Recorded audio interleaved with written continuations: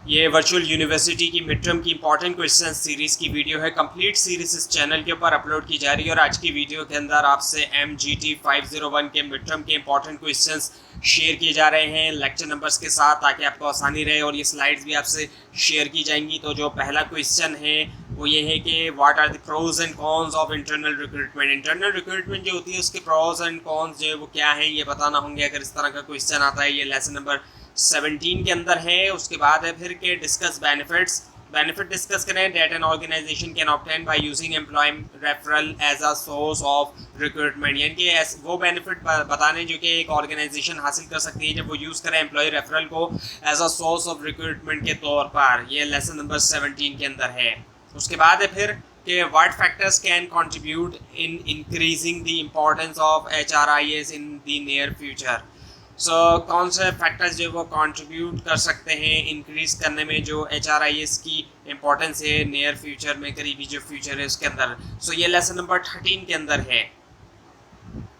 उसके बाद ये कि how probationary period is being practised by organisation for final employ selection. किस तरीके से यानी कि प्रोबेशनरी पीरियड जो है वो प्रैक्टिस करती है ऑर्गेनाइजेशन फाइनल एम्प्लॉय सिलेक्शन के लिए। ये लेसन नंबर 11 के अंदर है। और उसके बाद फिर के डिफाइन करें ह्यूमन रिसोर्स प्लानिंग को। ये लेसन नंबर 12 के अंदर है।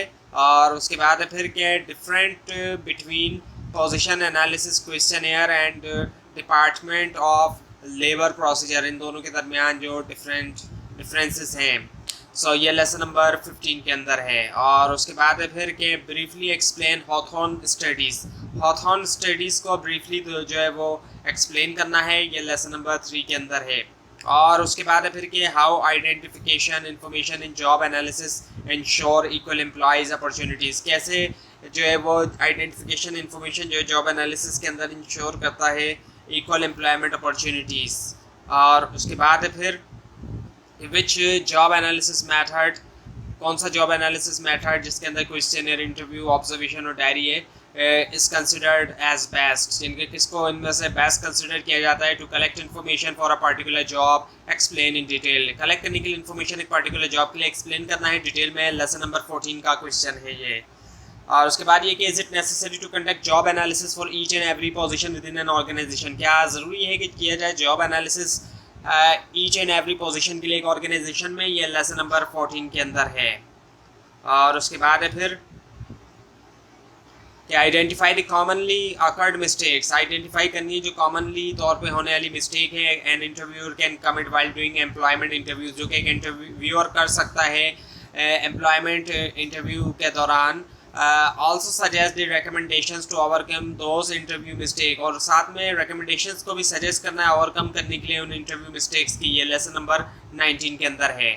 तो ये थी आज की वीडियो। आपको अगर इस बार में कोई क्वेश्चन है तो नीचे कमेंट कीजिए। फाइल नीचे डिस्क्रिप्शन बॉक्स में दिए गए लिंक से हासिल कर सकते हैं, लेकिन अगर आपको लिंक ना दिखाई दे उसके लिए नीचे कमेंट कीजिए। और इस पूरी सीरीज़ को देखने के लिए इस चैनल को सब्सक्राइब कीजिए, बेल आइकन के ऊपर क्लिक कीजिए। Thanks for watching this video and best of luck for your exams.